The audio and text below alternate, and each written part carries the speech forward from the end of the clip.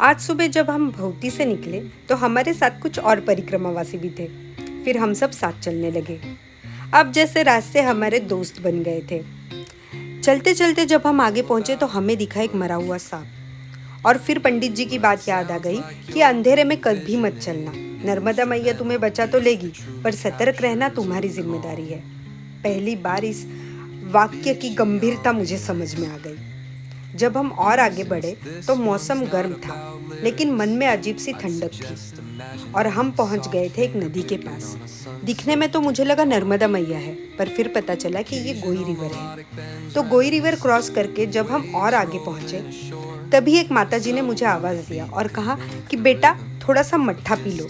वहाँ बैठकर वो अपने हाथों से मक्खन निकाल रही थी, और वो मक्खन भी उन्होंने हमें खाने दिया। हम अंदर गए तो उन्होंने इतना अपनापन दिखाया कि कुछ पल में ऐसे लगा कि जैसे मैं किसी अनजान गांव में नहीं, अपने ही घर आ गई हूँ। हमें अपने हाथों से मक्खन दिया, फिर कमंडल में भर के भी मट्ठा दिया और बोली कि धूप बहुत है, थक जाओ तो रास्ते में थोड़ा पी लेना, ठंडक मिलेगी। उनकी आंखों में ममता थी। वो बिना कुछ कहे भी सब कुछ कह रही थी। मेरा गला भर आया, पर चेहरे पर मुस्कान थी। ऐसा स्वागत, इतना स्नेह, और वो भी बिना किसी उम्मीद के।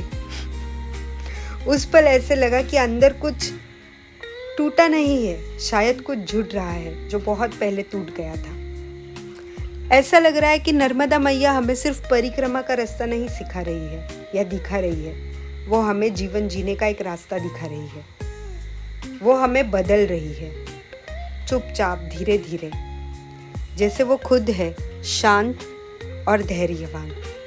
वो हमें इस परिक्रमा में वही बनाने की कोशिश कर रही है। मुझे अच्छा तो लग रहा है, पर साथ ही साथ मैं बहुत भावुक भी हो रही हूँ।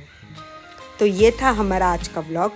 अब मिलेंगे कल के व्लॉग में, और आपको पता चलेगा कि हम जा रहे हैं शूलपाणी के जंगलों में। तो तब तक के लिए बाय बाय।